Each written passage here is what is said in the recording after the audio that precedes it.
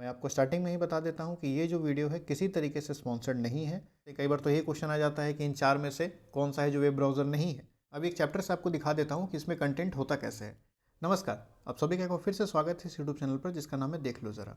आप लोग का काफ़ी ज़्यादा रिक्वेस्ट आ रहा था कि सर कंप्यूटर अवेयरनेस को कहाँ से कवर करें। ग्रुप 2 का जो पोस्ट है AAO और असिस्टेंट NS, उसके डोमेन सिलेबस में भी कंप्यूटर अवेयरनेस है और जनरल में भी कंप्यूटर अवेयरनेस है।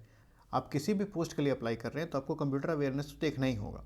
तो आप लोग का काफ़ी ज़्यादा रिक्वेस्ट था कि सर कंप्यूटर का सिलेबस कहाँ से कवर करें, इस पर वीडियो बनाइए।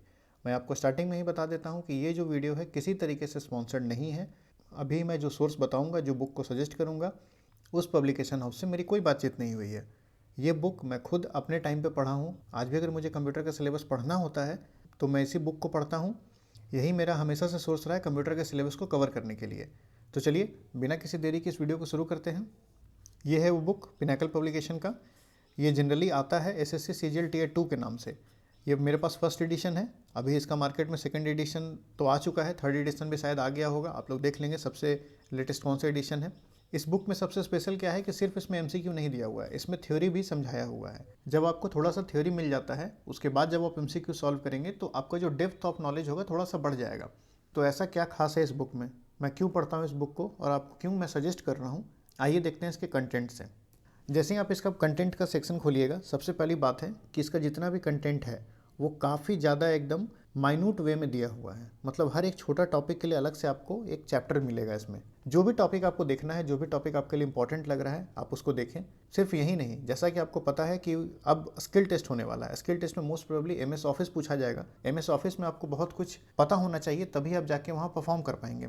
एक्सेल का आपको कुछ कमांड पता होना चाहिए, एक्सेल का कुछ फॉर्मूला पता होना चाहिए, कुछ शॉर्टकट की पता होना चाहिए। इस बुक में आपको वो सब कुछ मिल जाएगा। तो अगर आपको पहले से फॉर्मूला पता है, बहुत सारे फॉर्मूला आप जानते हैं, तब आप अगर वीडियो देखते हैं तो आपको बहुत अच्छे तरीके से समझ में आएगा। कुछ इसमें जो इंपॉर्टेंट चैप्टर्स हैं मैं आपको सजेस्ट कर दे रहा हूँ अभी इस वीडियो में, बाकी आप अपने हिसाब से देख लें। ऐसे तो मोस्ट ऑफ द चैप्टर्स इसका इंपॉर्टेंट है, तब भी मैं आपको एक रफ आइडिया दे देता हूँ। जैसे कि डोमेन नेम एक्सटेंशन, ये बहुत आता है कि एक्सेल अगर है तो एक्सेल का डोमेन नेम एक्सटेंशन क्या होगा। .xls होगा, जैसे वर्ड फाइल का डॉक होता है, PDF का .pdf होता है, उसका फुल फॉर्म क्या होता है। तो देखिए हर चैप्टर में पहले थ्योरी दिया हुआ है, उसके बाद फिर डिफरेंट एग्जाम में आया हुआ सवाल है, उसके बाद फिर TCS का सवाल है, उसके बाद फिर आपका प्रैक्टिस क्वेश्चन है। सबसे पहले आप थ्योरी पढ़ेंगे, उसके बाद कौन सा क्वेश्चन एग्जाम में आ चुका है वो आप देखेंगे, TCS का कौन सा सवाल आ चुका है, और साथ में आप प्रैक्टिस क्वेश्चन से प्रैक्टिस कर लेंगे। एब्रिविएशन फुल फॉर्म जो है वो देख सकते हैं, बहुत एग्जाम में आता है।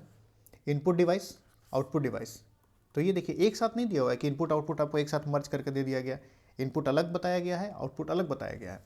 जनरेशंस ऑफ कंप्यूटर कि फर्स्ट जनरेशन में क्या यूज़ हुआ था, सेकंड जनरेशन में क्या यूज़ हुआ, थर्ड जनरेशन, फोर्थ जनरेशन, अभी लेटेस्ट हम लोग क्या यूज़ कर रहे हैं। माइक्रोसॉफ्ट वर्ड के कमांड्स, जैसा कि मैं आपको बता रहा था कि स्किल टेस्ट में भी इसका जरूरत पड़ेगा, तो आप यहाँ से देख सकते हैं। इसी तरीके से गूगल क्रोम के कुछ कमांड्स होते हैं कि कौन सा फंक्शन की क्या परफॉर्म करता है, ये आपको पता चल जाएगा। ऑपरेटिंग सिस्टम का क्या फीचर्स होता है, ओपन सोर्स ऑपरेटिंग सिस्टम कौन कौन से हैं, ये आपको पता चल जाएगा। Types of operating system, CPU के बारे में आपको जानकारी यहाँ से मिल जाएगा इस टॉपिक से। प्राइमरी मेमोरी यानी कि रैम के बारे में, सेकेंडरी मेमोरी यानी कि रोम के बारे में आपको यहाँ से पता चलेगा। यूनिट्स ऑफ मेमोरी आपको यहाँ से मिलेगा। तो आप देख सकते हैं कि हर एक टॉपिक को जो आप ऐसे वास्ट फॉर्म में देखते होंगे या कहीं से भी आप कवर कर रहे हो वो कोर्स को, वो चीज़ आपको यहाँ बहुत माइन्यूट वे में मिल जाएगा कि हर टॉपिक जो आप बड़ा टॉपिक वहाँ देख रहे हैं उसका एक छोटा सा चैप्टर बनाया हुआ है। उस चैप्टर को आप देखिए, आपका इससे कवरेज जो है जल्दी हो जाएगा।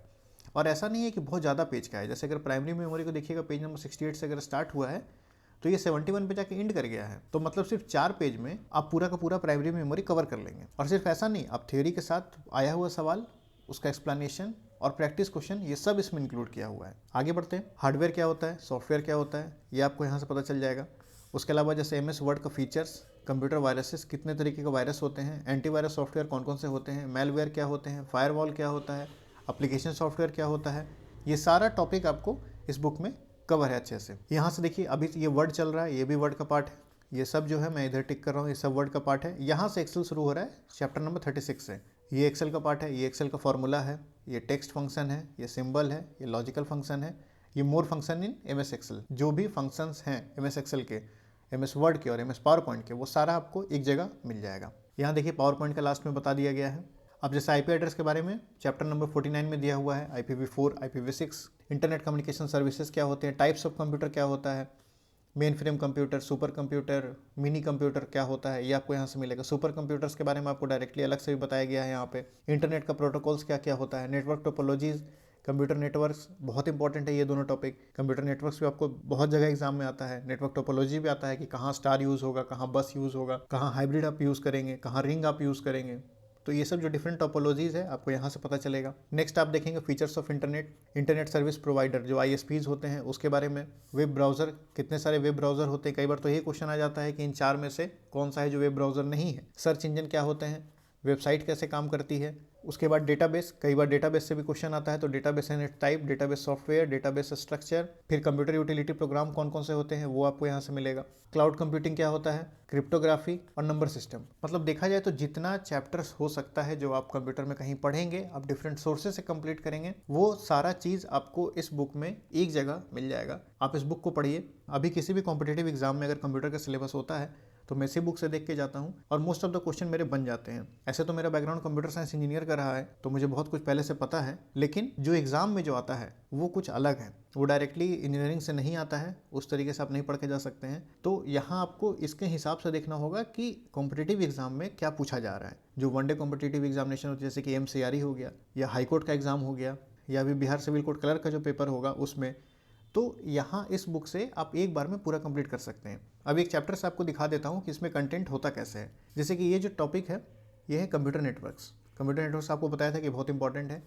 कंप्यूटर नेटवर्क्स में ये टॉपिक आप लगभग हर एग्जाम में देखेंगे। OSI मॉडल, ये टोटल 7 लेयर्स का मॉडल होता है। Physical, data, network, transport, session, presentation और एप्लीकेशन लेयर। ये लेयर्स क्या होती हैं, कौन से हार्डवेयर या कौन सा सॉफ्टवेयर किस लेयर पे काम करती है, आपको ये मिल जाएगा। आप स्विच, केबल, हब, राउटर और मॉडेम, इसके बारे में आप बहुत सारे एग्जाम में देखते होंगे।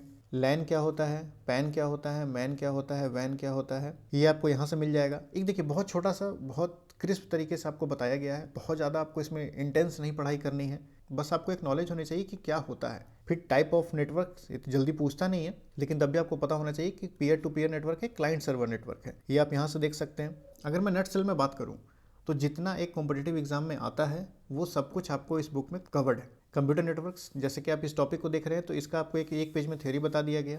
नेक्स्ट पेज से आपको TCS प्रीवियस ईयर क्वेश्चंस मिल जाएंगे कि TCS ने पिछले कुछ सालों में कौन कौन से क्वेश्चन पूछे हैं इस टॉपिक से। उसके बाद जैसे इसमें अभी तक 20 क्वेश्चन हैं, 20 क्वेश्चन का आपको यहाँ मिल गया। उसके बाद करीब 16 क्वेश्चन इसमें आपको प्रैक्टिस में मिलेगा। सिर्फ यही नहीं, जब आप उन 20 क्वेश्चन को सॉल्व करेंगे तो उसके नीचे आपको एक सॉल्यूशन भी दिया हुआ है जिसमें थोड़ा सा डिटेल दिया हुआ है। मैं इसीलिए हमेशा सजेस्ट करता हूँ कि आप लोग ऐसे किसी बुक में मत पढ़िए कि जिसमें सिर्फ क्वेश्चन है और आंसर बता दिया गया। आंसर के साथ हमेशा कुछ ना कुछ सॉल्यूशन होना चाहिए जो उसको एक्सप्लेन करे कि ये आंसर क्यों होगा और बाकी आंसर क्यों नहीं होगा। अगर आप सिर्फ क्वेश्चन आंसर देख के चले जाएंगे तब तो फिर उसको रटना बोलेंगे। रट के आप बहुत ज़्यादा दिन तक आगे नहीं बढ़ सकते हैं एग्जाम में। अगर आपको एग्जाम में दूसरों से आगे बढ़ना है तो आपको ये भी पता होना चाहिए कि वो ऑप्शन क्यों हो रहा है और बाकी ऑप्शन क्यों नहीं हो रहा है, ताकि अगर उससे मिलता जुलता कोई और क्वेश्चन आपके सामने आए तो आप उसको सॉल्व कर सकें। तो इस बुक को आप अपने नज़दीकी स्टोर पर देखें, ऑनलाइन देखें, जैसे भी आपको ठीक लगे। पहले आप देखें, खुद समझें, उसके बाद आप चाहें तो इस बुक को फॉलो कर सकते हैं। जब से ये बुक मार्केट में आया है मैं इसी बुक से कंप्यूटर का तैयारी करता हूँ। मेरे लिए तो बहुत अच्छा काम किया ये। आई होप आपके लिए भी अच्छा काम करेगा। अगर इस तरह की कोई दूसरी बुक है आप उससे पढ़ लें, लेकिन हाँ आप ध्यान रखें कि एक ही बुक से आपका सब कुछ हो जाना चाहिए। ऐसा नहीं कि आप अलग से 4 बुक और 5 बुक कंप्यूटर के लिए पढ़ रहे हैं, क्योंकि हो सकता है कि सवाल 4 आए, 5 आए। उस 5 सवाल में हो सकता है 2 सवाल 3 सवाल आपको पहले से पता हो, तो आप इस पर बहुत ज़्यादा टाइम नहीं दे सकते, क्योंकि आपको दूसरे सब्जेक्ट्स भी कवर करने हैं। और खास करके मैं ग्रुप 2 का बात करूंगा कि जिसमें AAO और असिस्टेंट NS का जो पोस्ट है उसमें आप याद से कंप्यूटर को सही से करके जाएंगे, क्योंकि वो एक डिसाइडिंग फैक्टर बन सकता है। क्योंकि जितना अभी तेज़ी से लोग पढ़ाई कर रहे हैं उसमें डोमेन सब लोग कवर करके जाएंगे। तो समझदारी इसी में है कि जो ऐसा टॉपिक है जहाँ से हाई स्कोरिंग है, लेकिन आपको बस थोड़ा सा ध्यान देना होगा, तो आप कंप्यूटर को सही से करके जाएं। आई होप ये वीडियो आपके लिए फ़ायदेमंद रहा हो। मिलते हैं किसी नेक्स्ट वीडियो में, तब तक के लिए अपना ख्याल रखें और पढ़ाई जारी रखें।